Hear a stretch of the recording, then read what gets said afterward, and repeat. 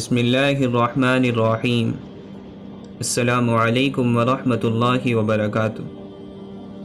دوستو، واقدی کی روایت میں اس طرح ہے کہ جرجہ نامی ایک بڑا حاکم جنگ یرموک میں سب سے پہلے باہر آیا اور حضرت خالد بن ولید رضی اللہ عنہ سے ملاقات کی خواہش ظاہر کی۔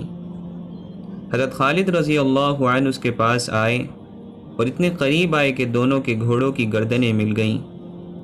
جرجہ نے کہا، اے خالد، مجھے خبر دیجئے اور بالکل سچ بولیے گا، جھوٹ سے کام نہ لیجئے، اس لیے کہ آزاد آدمی جھوٹ سے پرہیز کرتا ہے، اور دھوکے بازی کی بات نہ کیجئے گا، اس لیے کہ شریف آدمی ان لوگوں سے بھی دھوکہ دہی اور فریب کاری کی بات نہیں کرتا جن کو اللہ نے ڈھیل دے رکھی ہے۔ کہ اللہ تعالی نے تمہارے نبی صلی اللہ علیہ وسلم پر آسمان سے کوئی ایسی تلوار اتاری ہے جو انہوں نے تم کو دے دی ہے کہ تم جہاں کہیں حملہ کرتے ہو لوگوں کو شکست دے دیتے ہو؟ حضرت خالد رضی اللہ عنہ نے فرمایا، نہیں۔ جرجہ نے پوچھا، پھر تمہارا نام سیف اللہ کیوں ہے؟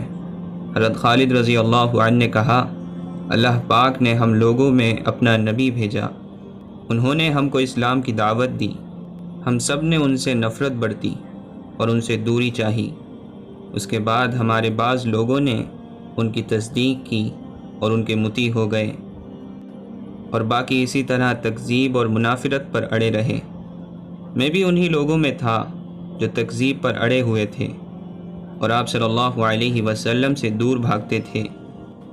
پھر اللہ تعالی نے ہمارے قلوب اور پیشانیاں اپنی گرفت میں لے لیں اور ہم کو ان کی وجہ سے ہدایت دی، اور ہم لوگوں نے آپ صلی اللہ علیہ وسلم سے بیعت کر لی، اور حضور صلی اللہ علیہ وسلم نے مجھ سے فرمایا، اے خالد، تو اللہ کی تلواروں میں سے ایک تلوار ہے جس کو اللہ نے مشرکین پر سوتا ہے، اور میرے لیے مدد اور کامیابی کی دعا دی۔ جب سے اسی وجہ سے میرا نام سیف اللہ پڑ گیا ہے۔ میں تمام مسلمانوں میں سے مشرکین پر انتہائی وزنی اور سخت ہوں۔